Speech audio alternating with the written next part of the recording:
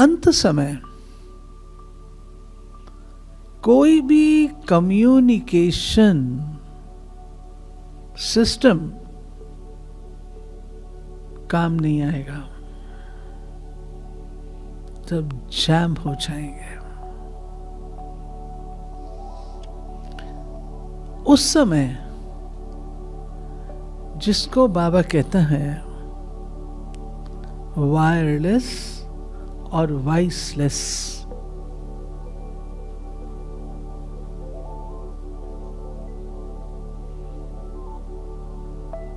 वो कम्युनिकेशन काम करेगा।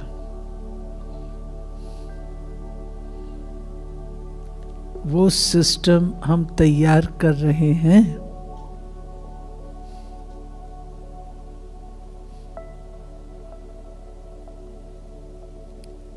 और तो सब प्रकार के सिस्टम हमारे एक्यूरेसी उसमें हम प्राप्त करते जा रहे हैं, बढ़ते जा रहे हैं, एक्यूरेसी प्राप्त कर रहे हैं।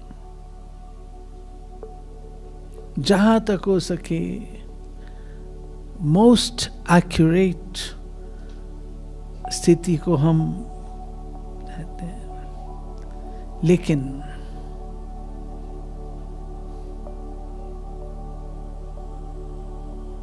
इसकी एक्यूरेसी वो उतनी ही अनिवार्य है जितनी दूसरी है, उससे ज्यादा। तो क्या चीज है? कर्मातीत स्थिति है, अवस्था है, या लाइफ है? आने पर मैंने देखा बोर्ड लगा है कर्म योग से कर्मातीत। आपने कर्म योग क्यों रखा?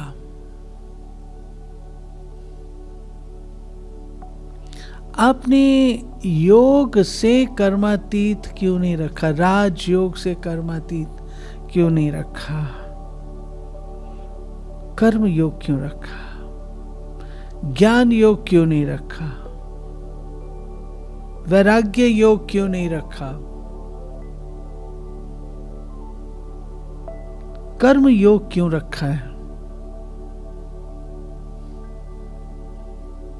क्योंकि कर्मातीत हमारी लाइफ है, कर्मातीत हमारी स्थिति नहीं है, कर्मातीत हमारी अवस्था नहीं है, ये हमारी लाइफ है। कर्मातीत स्थिति वो है जहां आपने उस स्थिति को प्राप्त किया और फिनिश्ड। अवस्था वो है जो थोड़ा समय रही और फिनिश्ड। लाइफ है जो आपकी नेचुरल जिंदगी है।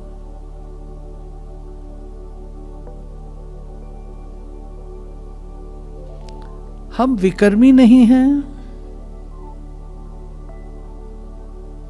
हम अकर्मी भी नहीं हैं,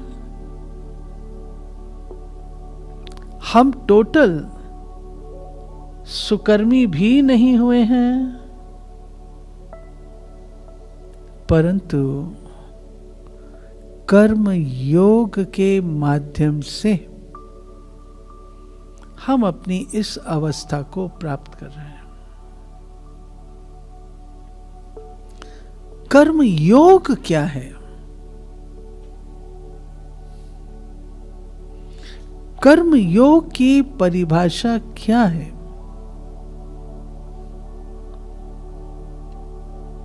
प्रायः कर्म योग के लिए कहते हैं हाथ से कर्म करो और मन से बाबा को याद करो। दूसरा कहते हैं इस तरीके से योग युक्त होकर के कर्म करो। आपके कर्म योग युक्त हो। तीसरी एक और चीज है, कर्म योग, अर्थात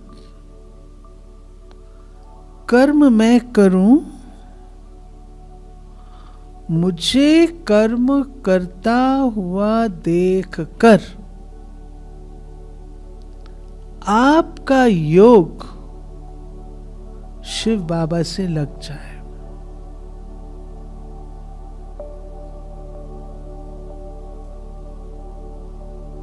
मैं कर्म योग की परिभाषा ये मानती हूं,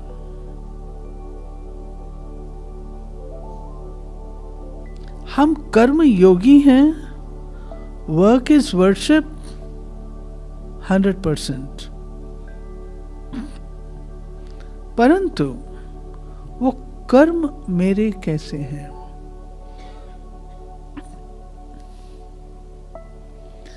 क्या कर्म करते हुए मुझे शिव बाबा याद रहता है? थोड़ा अंदर जा करके अपने आप को एनालाइज करके देखो, रहता है? फुल टाइम नहीं रहता, शुरू में रहता है, याद करके करते हैं, फिर जितनी याद पावरफुल होती है उतनी देर वो सस्टेन रहती है, उतनी देर मेरा कर्म का करना बहुत अच्छा रहता है। उसके पश्चात साधारणता आ जाती है। मैं ये नहीं कहूंगी कि आप कोई विकर्म कर लेते हैं, लेकिन साधारण कर्म हो जाते हैं।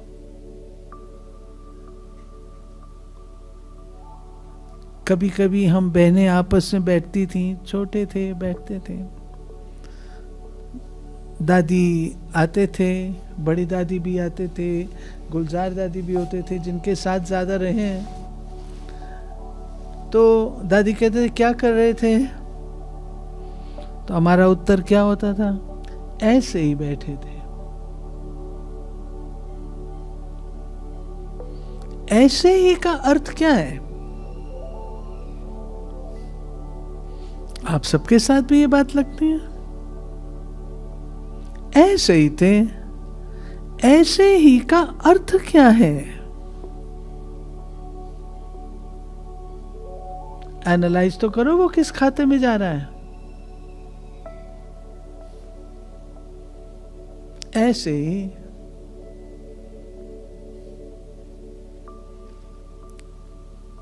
कर्म मेरा साधारण हो जाता है। एक तो ये नुक्ता है जो ठीक करने वाला है। दूसरा, सारे कर्म मेरे योग युक्त हो, वो भी नहीं होता है।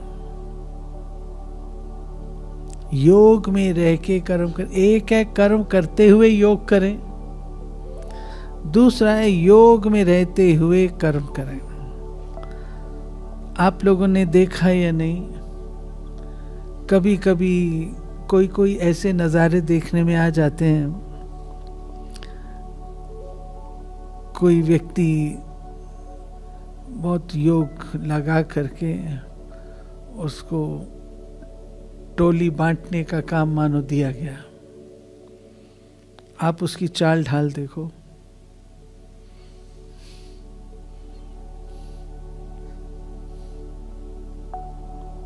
ऐसे जैसे दुनिया में नहीं है। इसको भी योग युक्त नहीं कहेंगे।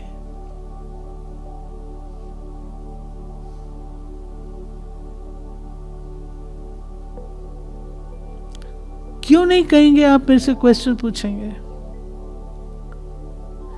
एक्स्ट्रा कॉन्शियसनेस उसकी ये है कि मैं बस योग परम धाम में बैठा हूं।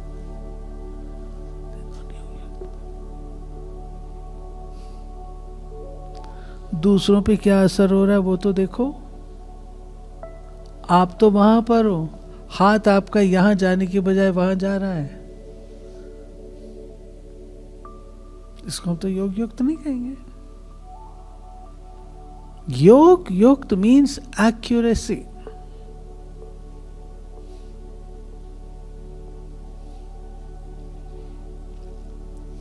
मैं मिसाल सुनाया करती हूं।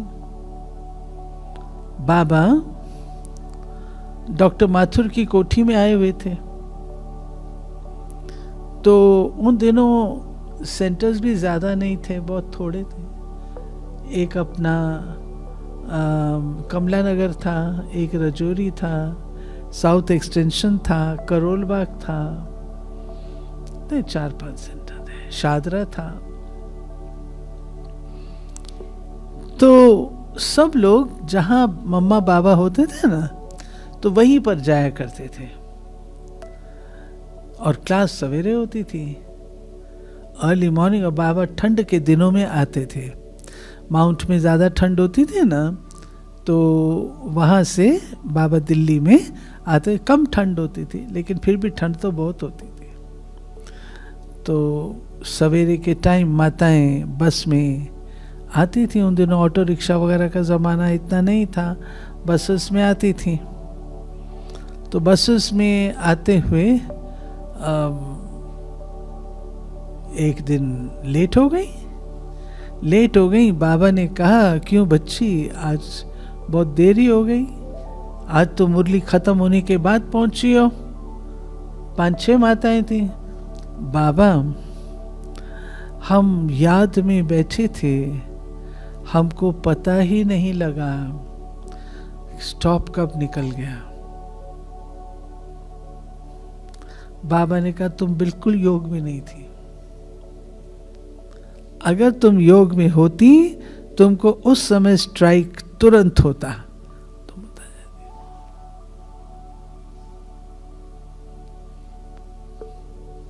ऐसे आपने कभी कभी कुछ ऐसे लोगों को भी देखा होगा,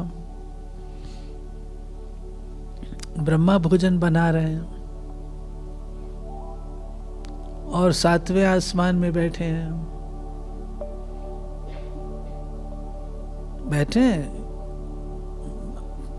पतीले के आगे बैठे हैं, अंगीठे के आगे बैठे, लेकिन बुरी बात नहीं है, लेकिन आपकी सब्जी जली क्यों?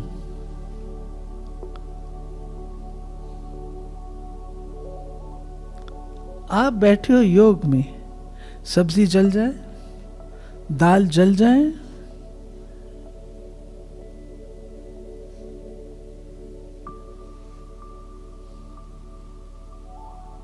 मम्मा अमृतसर में आई हुई थी, तो क्लास के बाद सर्दियां थी, क्लास के बाद सब लोग चाय पीते थे। तो क्लास पूरा हुआ, मम्मा बाहर निकली, धुआं दूध जलने की स्मेल आ रही थी। मम्मा ने सीधा पूछा, कौन था ड्यूटी पर? बताया फलाना था। वो भाई अभी भी है मधुबन में। फलाना था। ये कैसे जल गया दूध कैसे गिर गया? मम्मा मैं योग में बैठा था, ये पता है। मम्मा ने कहा योग नहीं था, वियोग था।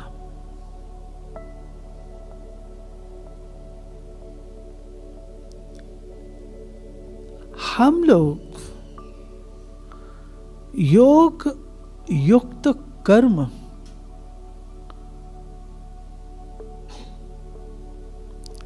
करते योग में रहना एक चीज है। योग युक्त कर्म वे हैं जहां कभी भी गलती नहीं होगी।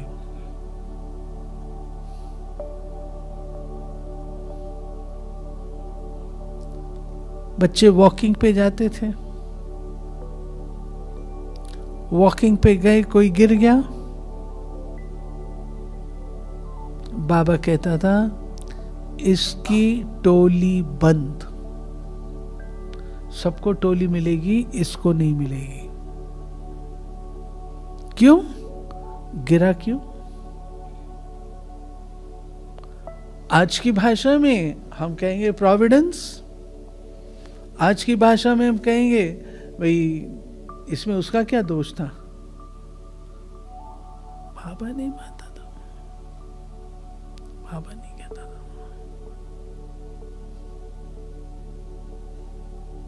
तो बाबा जब कहते हैं योग युक्त, एक मिनट, ये खिड़कियां सब खुली हैं या सब बंद हैं?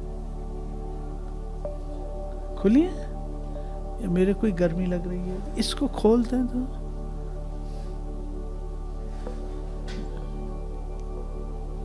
थोड़ी फ्रेश हवा है, खोल दो, सब खिड़कियां खोल दो। बहुत सारे लोग बैठे हैं ना,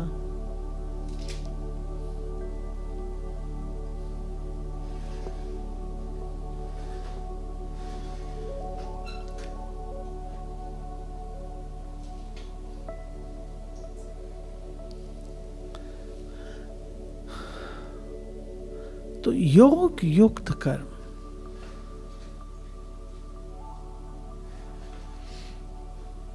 वो आर्टिफिशियल नहीं होते हैं। जिसको बाबा कहता है बच्चे आप समझाओ, तो जब आप समझाओ किसी को तो कैसे समझाओ? योग युक्त होकर के समझाओ। आप योग युक्त होकर के समझाएंगे तो उसका प्रभाव जाएगा, तीत लगेगा।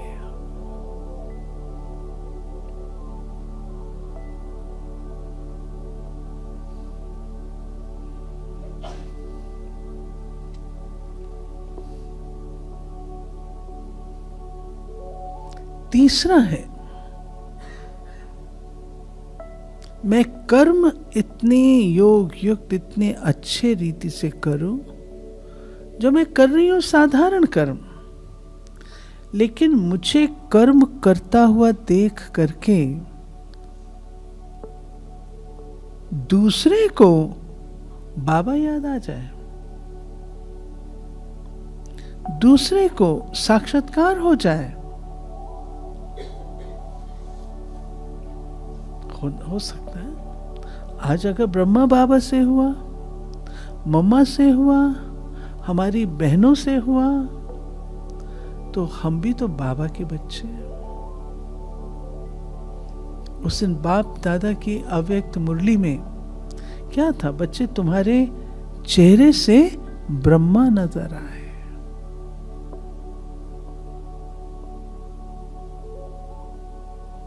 दादी जानकी ने एक बार क्लास कराया था। दादी जानकी ने कहा, ये कहते हैं ये बिल्कुल अपनी मां जैसी लगती है, इसकी शक्ल बिल्कुल अपने पिता पर है, ये बिल्कुल ऐसी है, ये कोई क्यों नहीं कहता, ये बिल्कुल बाप ब्रह्मा जैसी है। ये था दादियों का सोचने का, पुरुषार्थ का आयाम, कितना ऊंचा सोचती थी।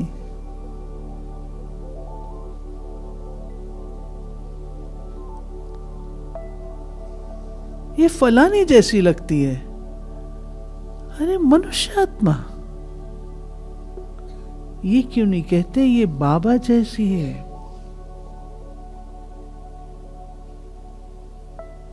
अपना लक्ष्य बहुत ऊंचा, कर्मातीत बनना है, कर्मातीत बनना है। कर्मातीत अर्थात जब हर कर्म से बाबा दिखाई दे।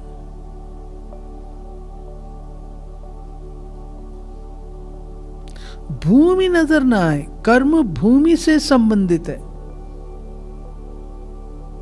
कर्म भूमि से संबंधित है, पृथ्वी से संबंधित है। पृथ्वी पे कर्म करते हैं ना, लेकिन कर्मातीत अवस्था वो है जहां मैं इथीरियल नहीं, इस इथीरियल बोलते हैं ना इसको, अर्थली नहीं।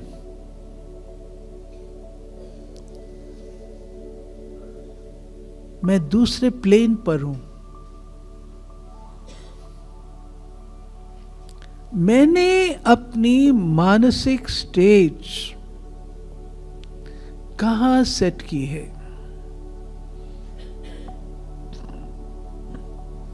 धरती या प्लेन पर?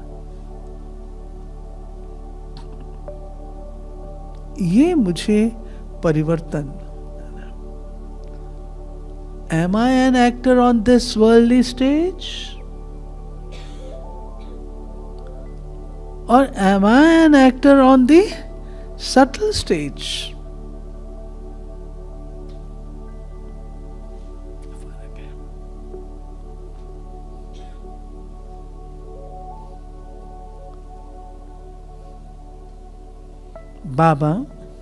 बाबा ने करके देखा है।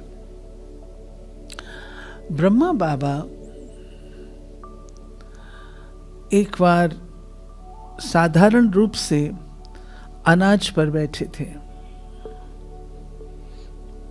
अनाज की सफाई होती है ना, यह हमारी डेली रूटीन है, यज्ञ की रूटीन है।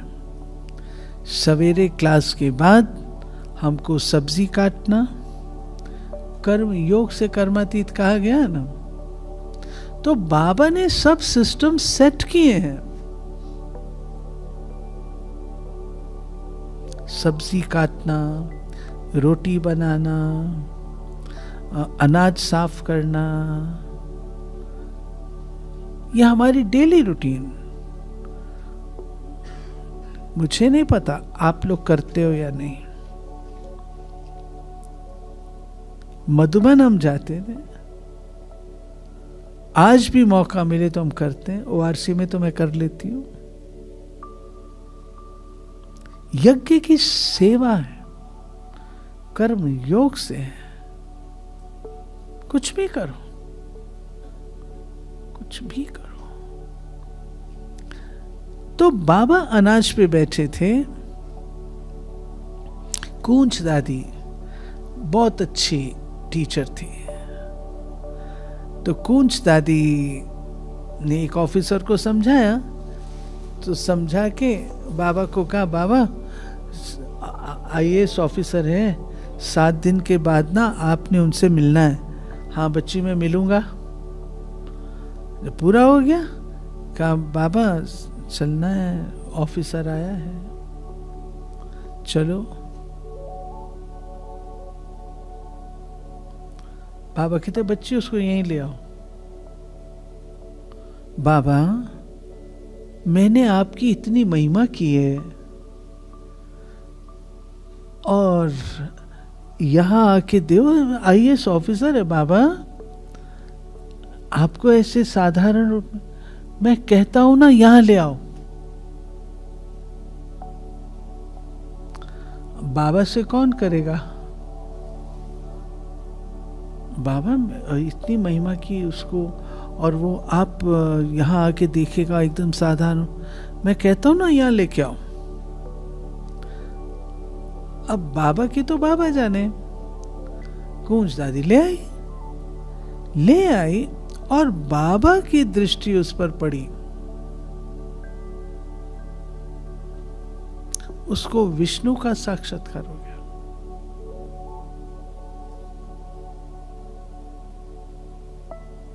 वो विष्णु भगत था।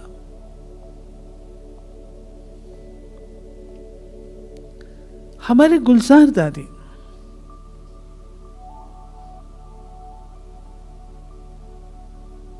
गुलजार दादी को आपने ऑब्जर्व किया होगा या नहीं?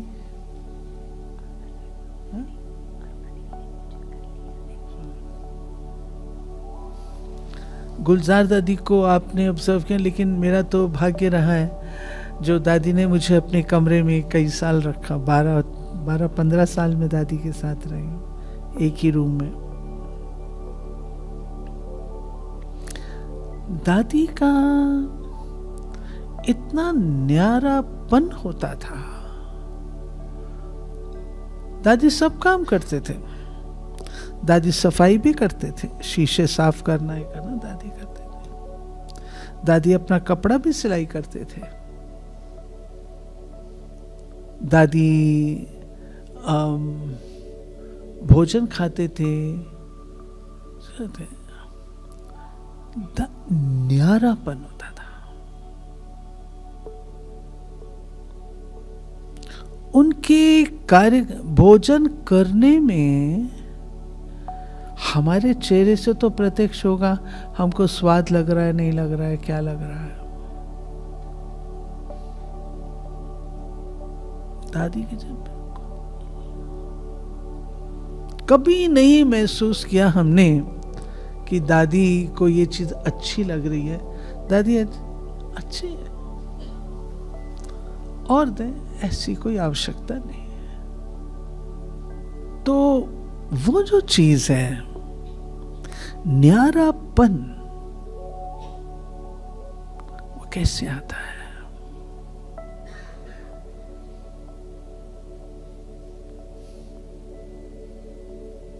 बाबा हमको कहते हैं न्यारे और प्यारे बनो। हम प्यारे बनने की कोशिश करते हैं, हम सबको प्लीज करें, सब हमसे खुश रहें। बाबा की विधि क्या है? न्यारे हो तो प्यारे होंगे। वो न्यारापन क्या है? कैसे आएगा न्यारापन? उसके लिए ये जो 3 बातें आपने सिलेक्ट की है ना आज, प्रभाव मुक्त, लगाव मुक्त और झुकाव मुक्त। प्रभाव मुक्त, बाबा कहता है किसी के प्रभाव में नहीं आओ, ना किसी को प्रभावित करो। हम लोग यंग थे बहुत, 69 की बात है, आप लोग पैदा भी नहीं हुए थे। 69 में जब हमारी ट्रेनिंग हुई कॉलेज गोइंग कन्याओं की, उसमें हम बहनें थी, सब एजुकेटेड थी। We were university students and all of us were educated. अब मैं आपको सूक्ष्म बात बताने जा रही हूं। हमारी जब ट्रेनिंग होती थी, क्लास होते थे, तो दादियों के क्लास ज्ञान के, धारणा के, ये करना है, ये नहीं करना है, ऐसा रहना चाहिए, नहीं रहना चाहिए, ये सब होते थे।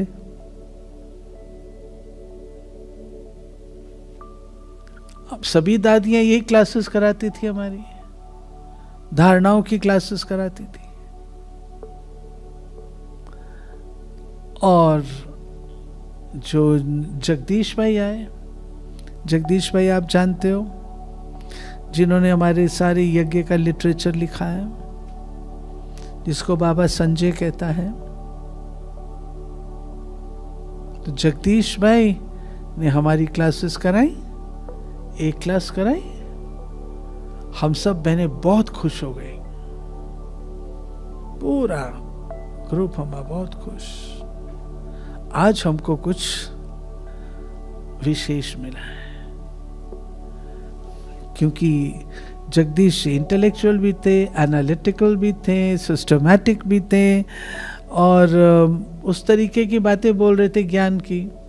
दादियाँ तो धारणा की बातें बोलती हैं, जो कभी अच्छी लगती, कभी नहीं भी अच्छी लगती हैं।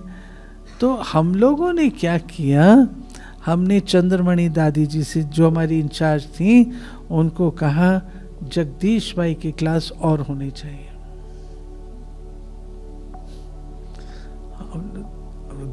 ग्रुप था, अच्छे अच्छे कन्याएं थी। आप समझो, शीलू बहन, चंद्रिका बहन, मुन्नी बहन, आशा बहन, आरती बहन, सब अच्छी अच्छी बहनें, सब गई। दादी चंद्रमणि तो हैरान। इन दादियों की आपस में मीटिंग हुई ये सब कुमारियां जगदीश की क्लास से प्रभावित हो गई हैं, जगदीश पर प्रभावित हो गई हैं। सब ये जगदीश पर प्रभावित हो गए। हम लोग के पास बात तो आएगी ना, हम ही को तो समझाएंगे।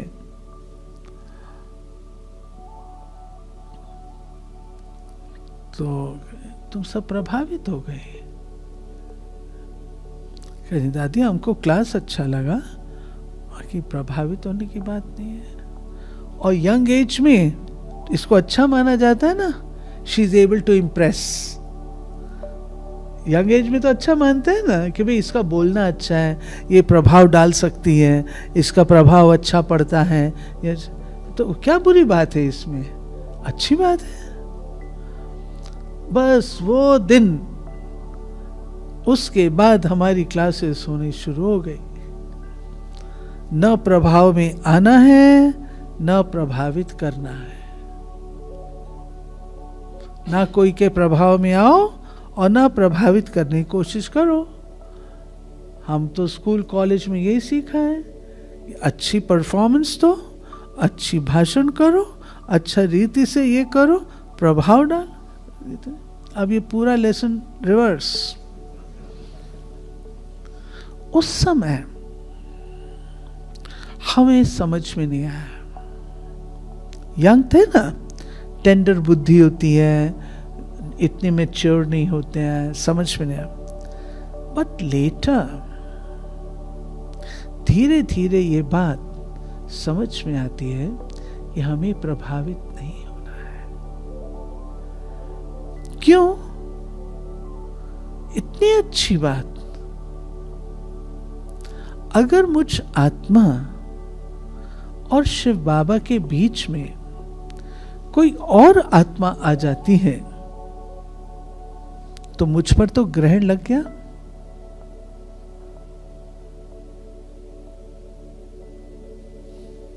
सूर्य और धरती के बीच में चंद्रमा आता है, ग्रहण लगता है। बाबा और मेरे बीच में कोई और पर्सनालिटी आ गई, फिर मेरे ऊपर उस पर्सनालिटी का प्रभाव होगा, बाबा का नहीं होगा।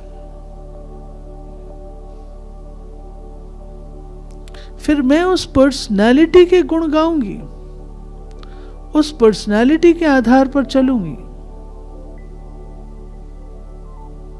बाबा पर नहीं चलूंगी।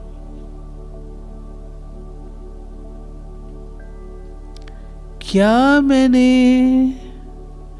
उस पर्सनालिटी का वारिस बनना है या मैंने बाबा का वारिस बनना है? बाबा का बनना है।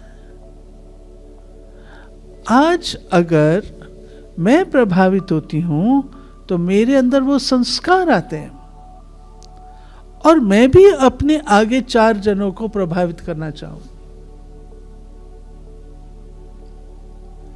तो हम दादियों से कहते थे, दादी इसका मतलब हम कोई गुण ना देखें किसी के, हम तो गुण देखते हैं ना। दादी कहती तुमको गुण चोर बनना है, गुण सबके देखने, गुण उठाने, परंतु प्रभावित नहीं होना है। उस आत्मा को भी गुण किसने दिए? शिव बाबा ने। विशेषता किसकी है? शिव बाबा की है। प्रभाव नहीं आना।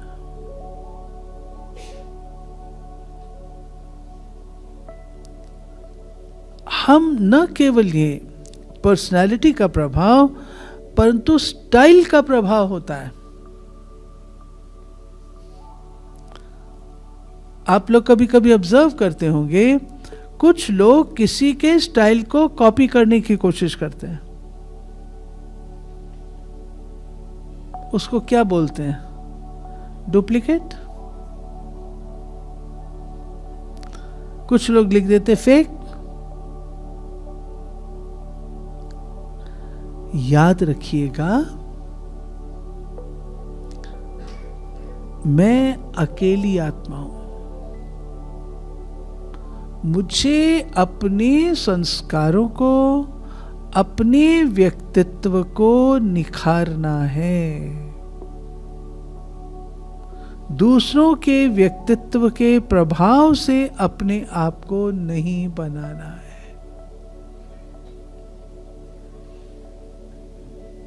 I am what I am। गुण की महिमा करो, सीखो, परंतु कॉपी मत करो, उस इफेक्ट में नहीं। हाँ, इंस्पिरेशन लो कि अगर ये ऐसा कर सकती है तो मैं भी तो कर सकती हूं। This is inspiration. Inspiration is not प्रभाव। इंस्पिरेशन इज नॉट प्रभाव। ठीक है। दूसरा है लगाव। आप सब लगाव जानते हो। मनुष्य आत्माओं से लगाव की बात मैं नहीं करती, वो ओल्ड डेटेड थिंग है और हम सब उसको जानते हैं। लेकिन ऑफ लेट, कुछ दिन पहले ही, शायद एक सप्ताह ही हुआ होगा, मुझे लगाव की महीनता समझ में आई, जो मैं शेयर करूंगी। शायद आपके पास ऑलरेडी हो, लेकिन मेरे पास इट वॉज एन अवेयरनेस और अवेकनिंग या वॉट एवर का रियलाइजेशन। अपने नाम से लगाव, ये सूक्ष्म है। बाबा का एक वरदान था, एक सप्ताह ही हुआ है, उस वरदान में था मेरा नाम खराब होता है, मेरा ये खराब होता है। ये जो चीज है, अपने नाम से, मेरा नाम को ले, मेरे कान खड़े हो जाते हैं। क्या कहा भाई, मेरा नाम लिया जा रहा था, क्या हुआ?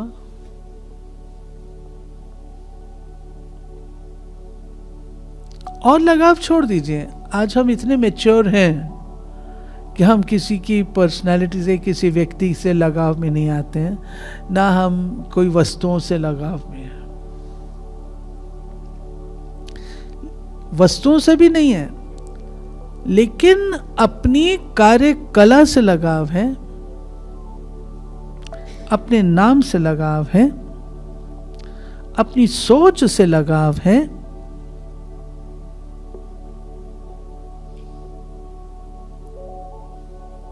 Well, this is the way I think, and I think it is accurate.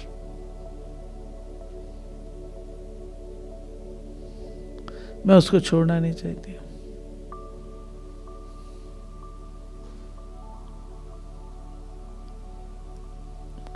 मैं राइट बोल रही हूँ रमा बहन? नाम से तो है, अपनी वर्किंग स्टाइल से होता है। मेहंदी रत्ता भाई, ये सूक्ष्म है। और आजकल अगर मैं इसको रेट्रोस्पेक्ट में देखूं, आजकल जो हमारी यूथ के अंदर डिप्रेशन आदि का कारण है, वो भी है।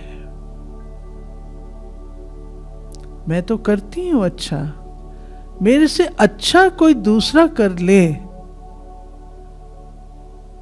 तो मुझे प्रॉब्लम है, मुझे प्रॉब्लम है। उसको ही दे दीजिए, उसी को दे दीजिए। क्या कारण है जो हम एक दूसरे के साथ मिलजुल करके कार्य करना एज अ टीम पसंद नहीं करते? आप मुझे प्रोजेक्ट दे दीजिए, मैं 100% एक्सलेंट करके दिखाऊंगी। जहां उस व्यक्ति को टीम में डाल दो,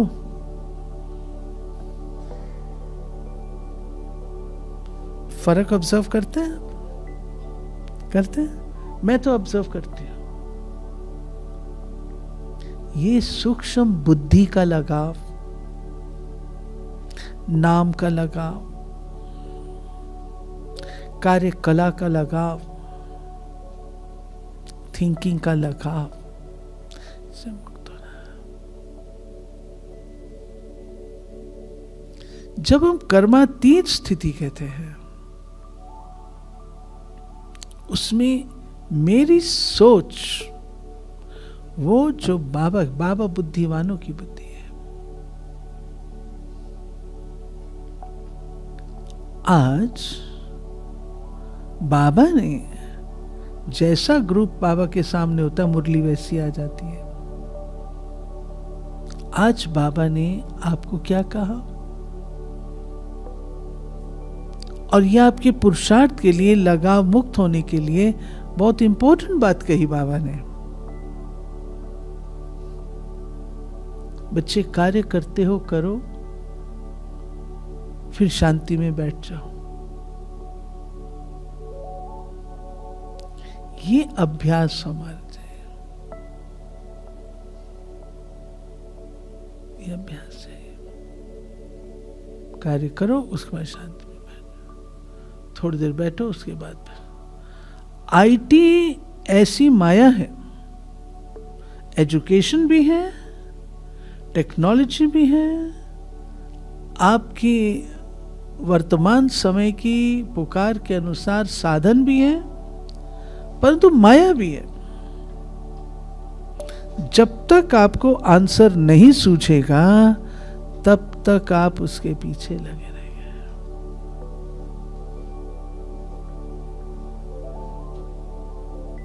तब तक लगे रहेंगे आप। अपने आप को विड्रॉ कर सकना, ये अभ्यास आवश्यक है। अपने आप को डिटैच कर सकना आवश्यक है।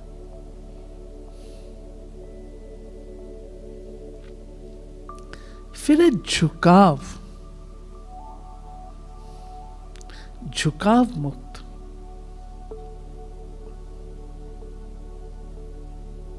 आपका कहीं किसी चीज की ओर अधिक झुकाव होता है।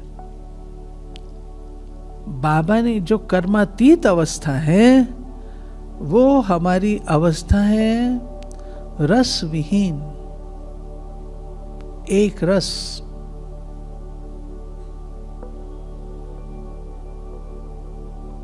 याद रखिएगा, जब तक मुझ आत्मा को कहीं से किसी प्रकार का रस आ रहा है, तब तक मैं कर्मातीत नहीं हूं। फल तैयार होता है जब रस लेना बंद कर देता है।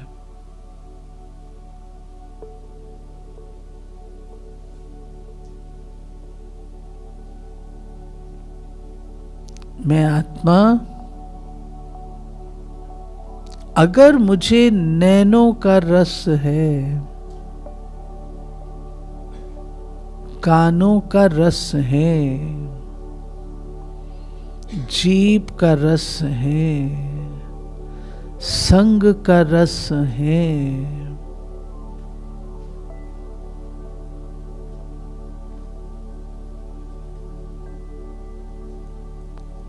और आगे चलूं, आर्टिफिशियल इंटेलिजेंस का रस है,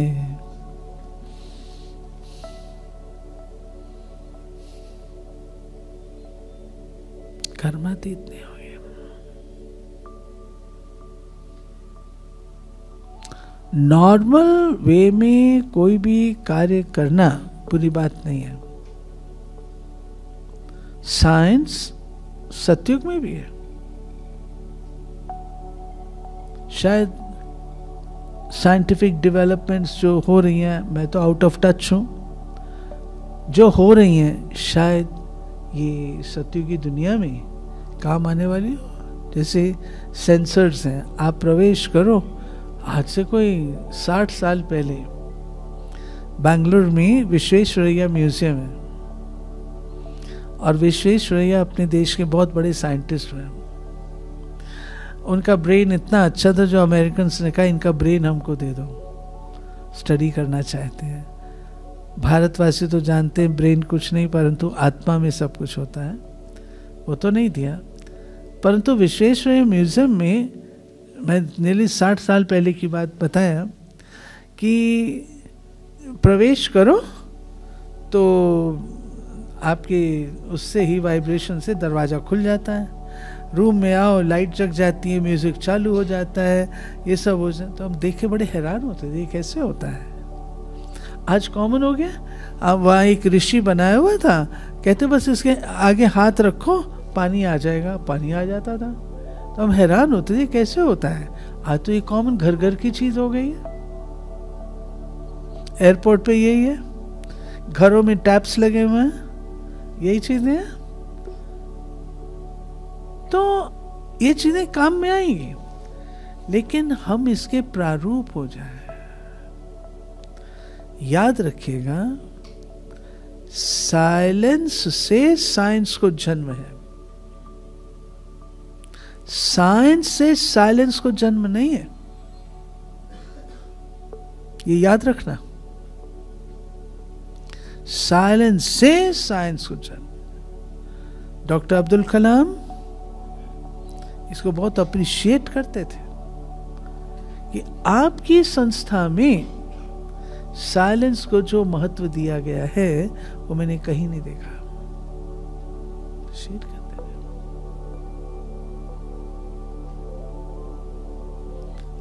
आप केवल बुद्धिमानों की बुद्धि के साथ योग लगाएं तो जिस क्षेत्र में आप हैं, बाबा उस क्षेत्र में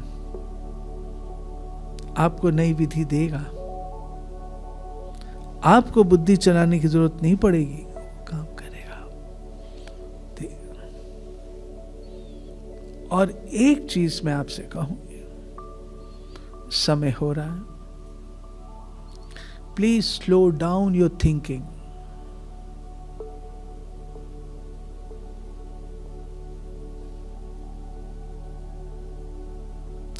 Too much thinking, too fast thinking दैवी नहीं है। कभी देवताओं के चित्र आपने कोई भी देखे जिसमें लग रहा हो ये देवता बड़ा सोचता हुआ नजर आ रहा, बड़ी सोच में है? ये देवता कुछ प्लानिंग कर रहा है। कभी देखा कोई चित्र? कितने उनके चित्र हम स्टेबल देखते हैं, और हर बार आप उनकी मूर्ति देखोगे, हर बार नई चीज आप अनुभव, हर बार।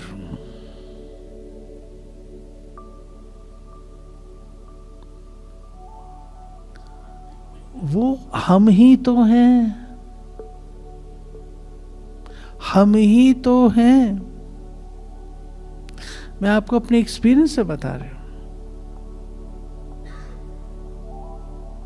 मेरी थिंकिंग टू फास्ट थी।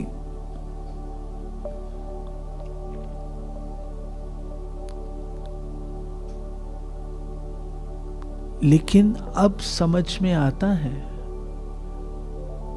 देवताएं ज्यादा सोचते नहीं हैं। दादी जानकी क्या कहते थे? Don't think. तुम्हारी गायत्री बहन है ना, दादी you say don't think, then who will think about us? Don't think.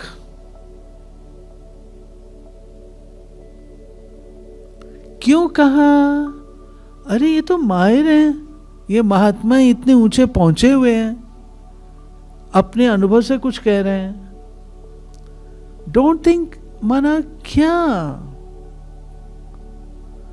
आपकी थिंकिंग इतनी बढ़िया हो जाएगी, जो आपको करना होगा वही थॉट आएगा।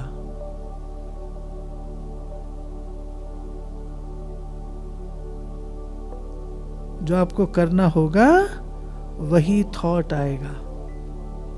आप उसके मास्टर हो जाएंगे। आपको हंसी की बात सुनाती हूँ। हमारी गुलजार दादी थे ना, तो गुलजार दादी छोटेपन से है।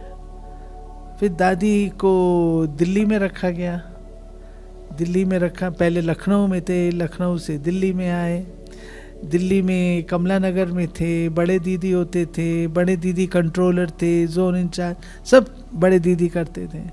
जब पांडव भवन बना तो गुलजार दादी को कमला नगर से पांडव भवन लाया गया, तो बड़े दीदी पत्र लिखते थे। अब जोन की तो कई बातें होती हैं ना, इनको जोन इंचार्ज बनाया गया, तो जोन में तो हजारों बातें होती हैं। तो दादी क्या कहते, दीदी कहते थे, निरसंकल्प देवता अब संकल्प में आओ। दादी गुलजार का नाम था निरसंकल्प देवता, ज्यादा संकल्प नहीं चलाती है, निरसंकल्प देवता अब संकल्प में आओ। तो गुलजार दादी हंसते थे, कहते थे, मेरे दीदी अच्छे गुण को भी आप जो है ना अवगुण बता रहे हो। तो दीदी कहती थी अवगुण नहीं, तेरे को संकल्प में आना है, पुनः निरसंकल्प, निरसंकल्प। ये ना तपस्या है, मैं आपको बताती हूँ। To slow down thinking is not an easy job. मैं अपने एक्सपीरियंस से बोल रही हूँ।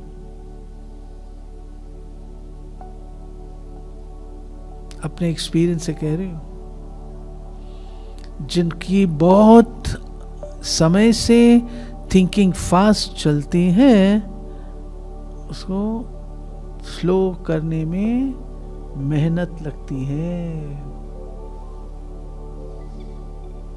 और अंत में हमारे टू मेनी थॉट्स नहीं होंगे, एक ही एकाग्र वाला थॉट होगा। तो आज मैंने आधा क्लास कराया है, आधा कर्मातीत वाला शेष है। कर्मातीत स्थिति क्या होगी, वो शेष आधा है। मौका मिलेगा उसको भी कभी ले लूंगी। ओम शांति। ये जो प्रश्न जिसने भी लिखा है, ऐसा बहुत होता है, ऐसा बहुत होता है। आप स्वयं को डिस्टर्ब करके अपनी क्रिएटिविटी को समाप्त नहीं करो। इसमें लिखा है, क्या करें अगर कोई आपकी अच्छाई का फायदा लेता हो। काम आपने किया और वो चालाकी से क्रेडिट ले जाता है, तो क्या करें? घबराओ नहीं, आप हैं। 100 दिन सोनार के, एक दिन लोहार का, एक दिन स्पष्ट हो जाता है। आप अगर ज्यादा सोचेंगे ना, तो आपकी क्रिएटिविटी खत्म होगी, आपकी वो अच्छाई खत्म हो जाएगी, इनोवेशन खत्म हो जाएगी। सोचो नहीं, लेता है ना, ले जा, कब तक लेगा? अपनी उस अच्छाई को मेंटेन करो, उससे घबराओ नहीं, ठीक है? ओके? जिस किसी ने भी लिखा, उससे घबराना नहीं, जाता है जाने दो, ओके ले जाओ। कब तक ले जाएगा? आप हैं।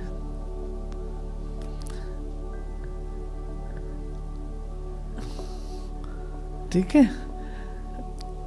मेरे अपने अनुभव की बात है। मैं अपने पोस्ट ग्रेजुएशन में नोट्स बनाते थे ना, तो मेरे नोट सारी क्लास ले लेती थी, ले जाती थी। तो मेरे को इतनी भी समझ का हो, चालाकी का हो नहीं थी, भाई तुम्हारे नोट सारी क्लास में सर्कुलेट हो रहे हैं, तुम भी वही लिखोगी जो वो लिखेंगे, तो तुम्हारे मार्क्स तो कम हो जाएंगे। लेकिन बाबा बाबा है ना, मैं उदारता से सबको देते, ले जाओ ले जाओ ले जाओ ले जाओ। लास्ट के 3-4 दिन फिर से मैं लाइब्रेरी चली जाती थी, यूनिवर्सिटी लाइब्रेरी, वहाँ से रिसर्च वर्क नया नया ढूंढ के ले आती थी, वो लिख लेती थी. Then you again stand. इसलिए बाबा आपको मदद करेगा. उदाहरण ले जा ले जा ले जा भाई ले जा. कब तक ले जाएगा?